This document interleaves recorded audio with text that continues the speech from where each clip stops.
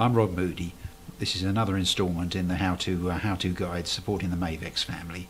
This instalment is about creating a stream, setting up the encoding parameters and so on.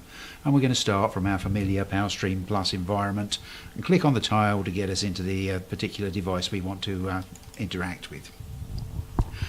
So we're going to be creating a new processing strand. And of course that can be derived from any one of the 4 inputs that this particular encoder has got. We start by clicking on the processing tile, and that opens some context sensitive choices for us here.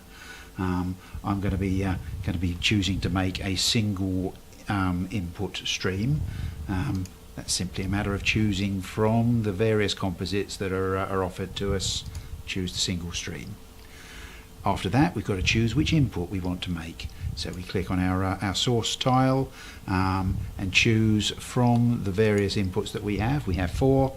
I'll choose 3, and I'll choose not to drop any of the frames. Just take everything that's given to us. Next step is to go further into the processing and look at the encoding. This is a video only stream, so we haven't got to worry about audio, and I'm not going to do any scaling with this particular exercise, so let's turn that off. What we will do is look at the color subsampling. This is important in an encoder. The choices that we have offered to us here are 400 black and white, 420, 422 and 444. We've also got 8-bit and 10-bit that we can choose from. I'm just going to take the standard default that was offered to us, 8-bit 420. Having chosen that, we need to look at the bit rate for the stream. In this instance, I'm going to take the default again, which is a variable bit rate. We can give it a target and a max. And the target I'll choose here is 10 megabits as the target, and that's fine for motion video under most circumstances, with a maximum bit rate of 30 megabits per second. That's to keep the network administrators happy. I'm going to leave it using entropy encoding at the end to just squeeze out a bit of free extra compression in our encoding, and I'm going to choose a long group of pictures. The standard that's offered here is 90, and that's fine for most typical motion video. So that's the encoding covered. We only really need now to cover the protocol aspects of our stream. So we click into the protocol, the streams aspects of our processing, and as you saw, the RTSP option is presented to us as default. For simplicity, let's stay with that one.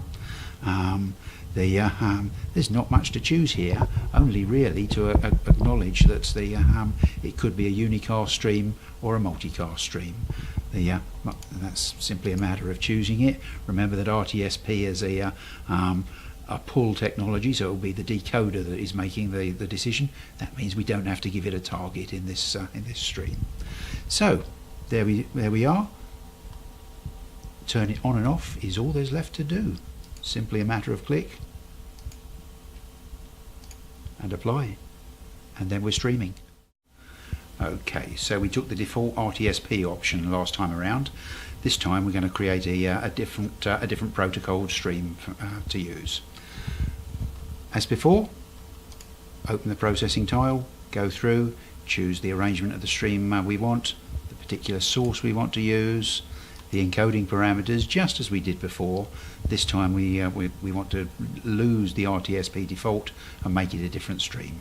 So click on the Add Stream button, and it's going to give us a choice of formats. We don't want RTSP, we've already got that. We could choose RTMP, RTP, MPEG-2 transport stream. Let's choose that one.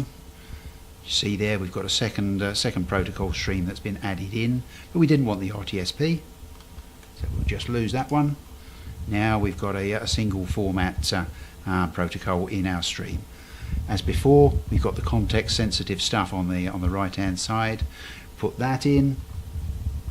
As always, apply down in the bottom right hand corner, and finally check that it's streaming, and then you're done.